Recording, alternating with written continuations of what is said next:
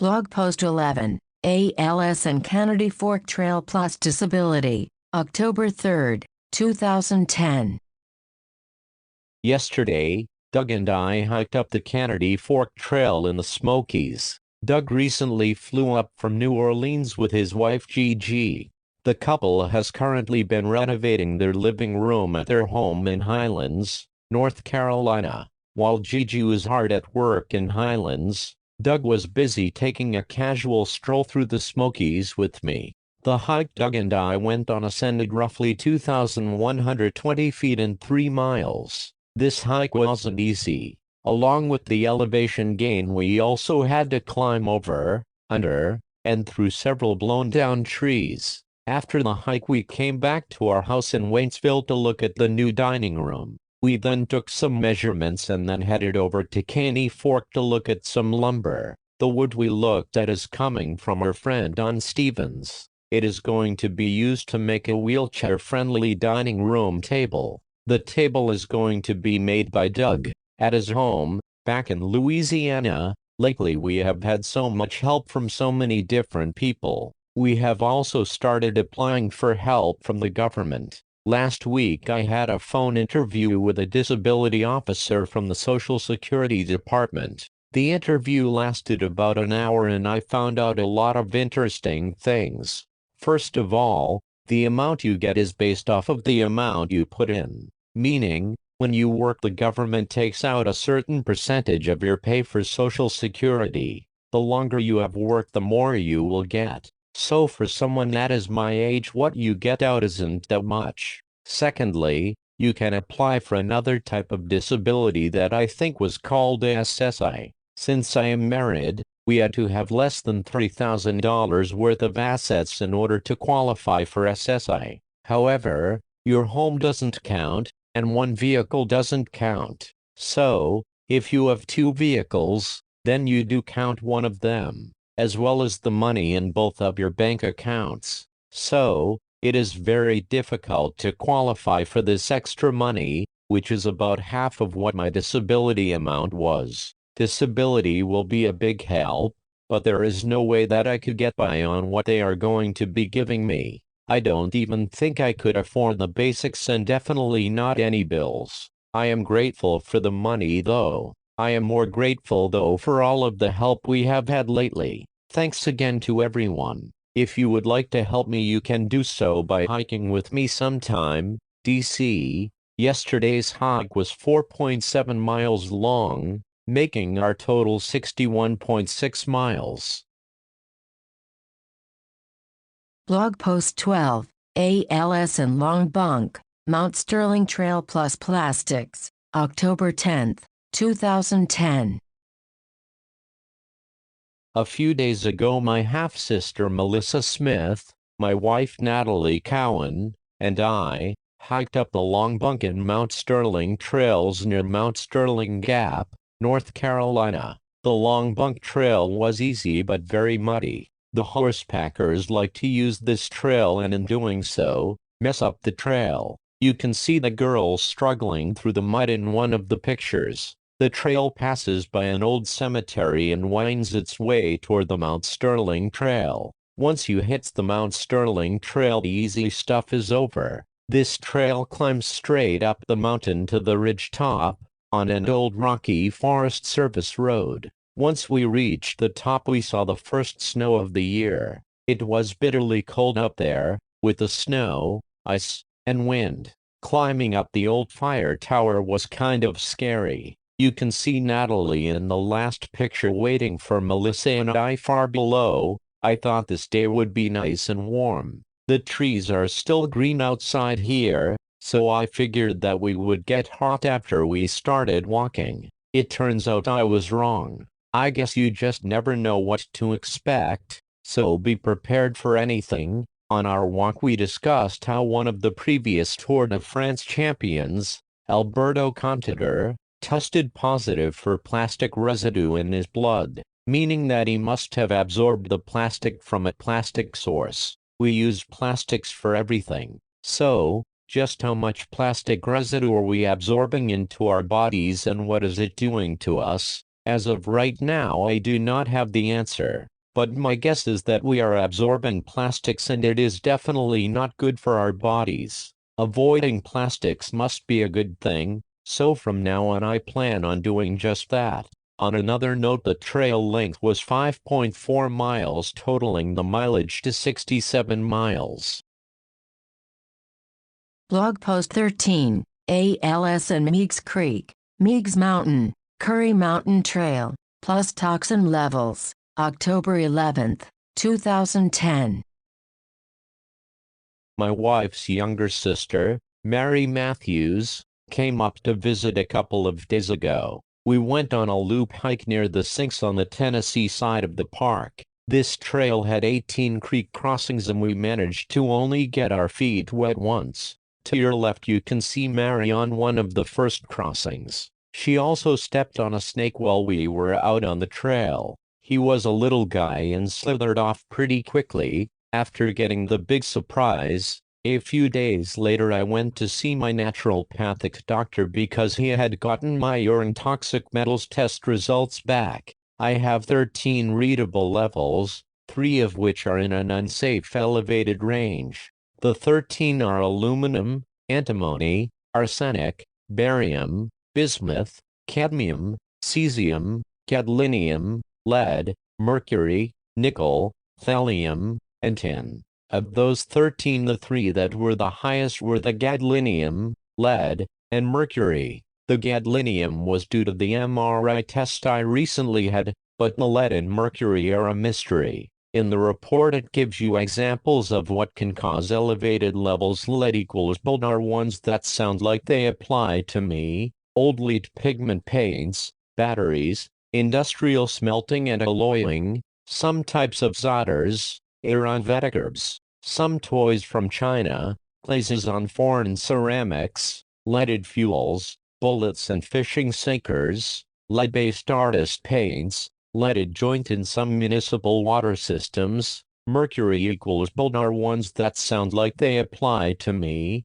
dental amalgams, explosive detonators, some vaccines in pure liquid form for thermometers, barometers, laboratory equipment, batteries and electrodes, certain large fish and birds, fungicides, pesticides in the paper industry. Coal-fired power plants and hospital municipal incinerators are significant sources of mercury pollution. Currently we are working towards ridding my system of all of these toxins. Giving your body a fighting chance is a good idea. I think that your body doesn't stand much of a fighting chance unless you give it the opportunity to function as best as it can. Detoxing is what we are currently trying to do. There are many ways of doing this. What my doctor has suggested is taking pills that suck all of these toxins out of your fatty cells. That's where the majority of the toxins are stored, and then they are expelled through your urine.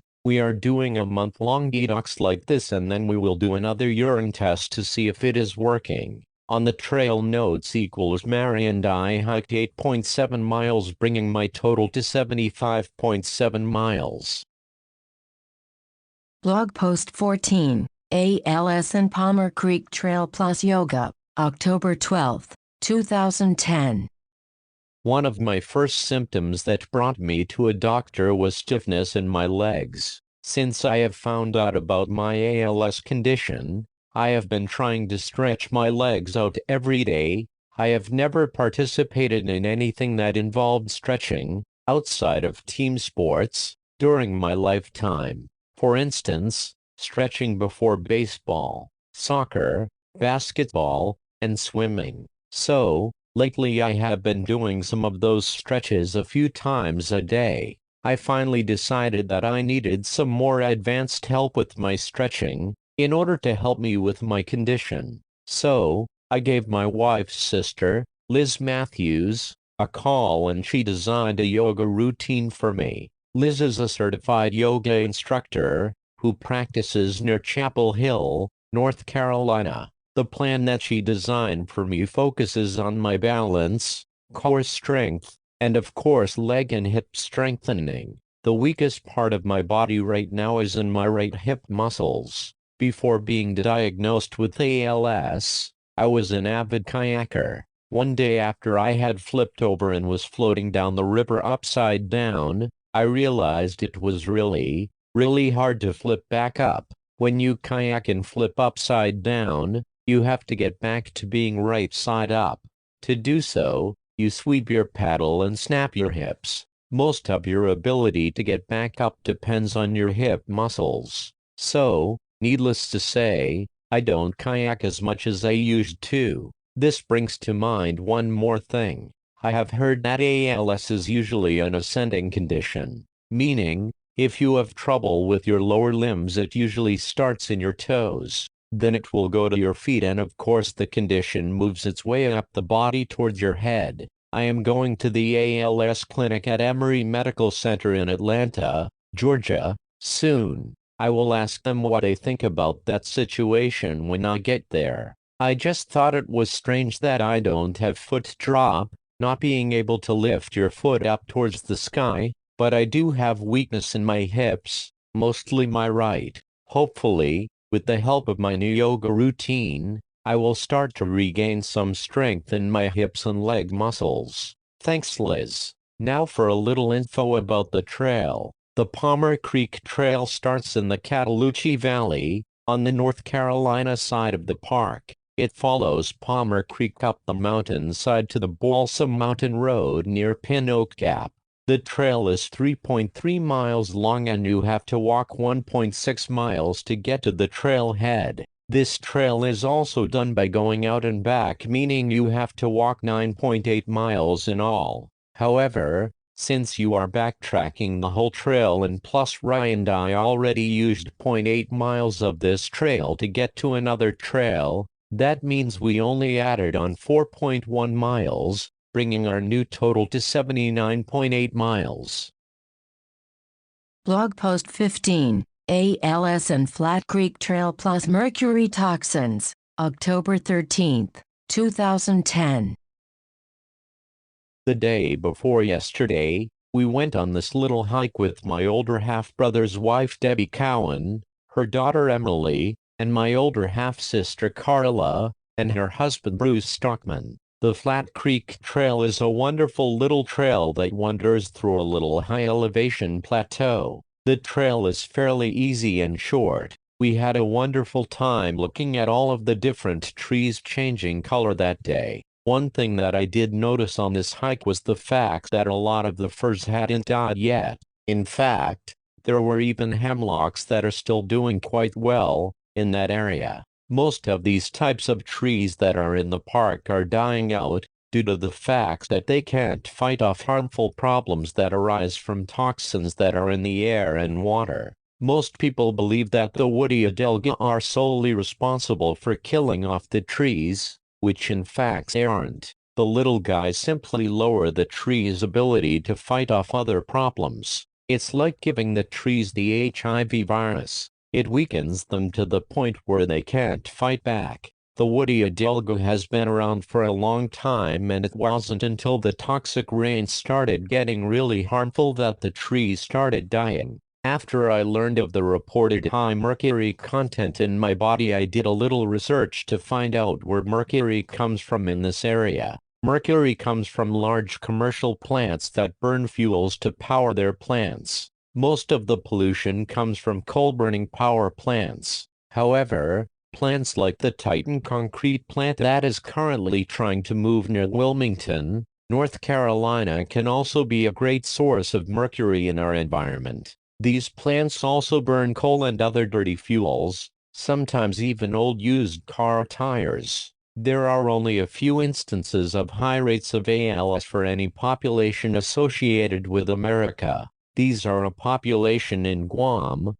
veterans of Desert Storm, and a small town next to a place that burned old tires all of the time. Today your mercury comes mostly from power plants. The top 50 most polluting coal-burning power plants in the United States emitted 20 tons of toxic mercury into the air in 2007. Once released into the atmosphere, mercury settles in lakes and rivers, where it moves up the food chain to humans who eat contaminated fish. The Centers for Disease Control has found that 6% of American women have mercury in their blood levels that would put a fetus at risk of neurological damage. Mercury's harmful effects that may be passed from the mother to the fetus include brain damage, mental retardation, incoordination, blindness, seizures, and inability to speak, according to the Federal Agency for Toxic Substances. Children poisoned by mercury may develop problems of their nervous and digestive systems, and kidney damage. Southern Company power plants are among the dirtiest mercury emitters, more than those of any other company, according to the report, which is based on data reported to the U.S. Environmental Protection Agency. Southern Company's Miller Power Plant, in Jefferson County, Alabama, tops the list of mercury emitters, reporting nearly a ton of mercury air pollution in 2007. In total, 8 Southern Company plants in Georgia and Alabama are ranked among the top 50 power plant mercury emitters.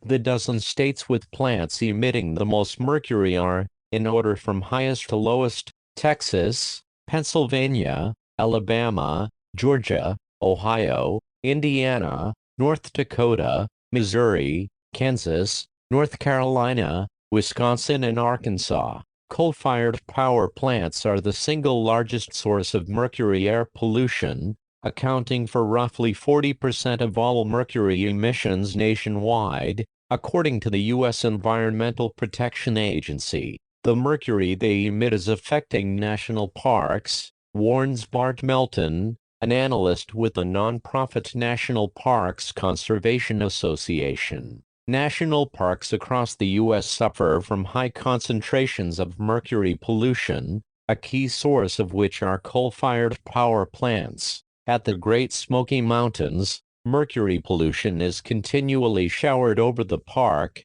and then works its way up the food chain, threatening the health of park visitors and wildlife, Melton said. We need to shut off the toxic mercury spigot at coal-fired power plants to keep national park visitors and wildlife healthy. While some of the dirtiest plants are reporting reductions in mercury emissions since 2006, the majority of the worst 50 plants increased their mercury emissions through 2007.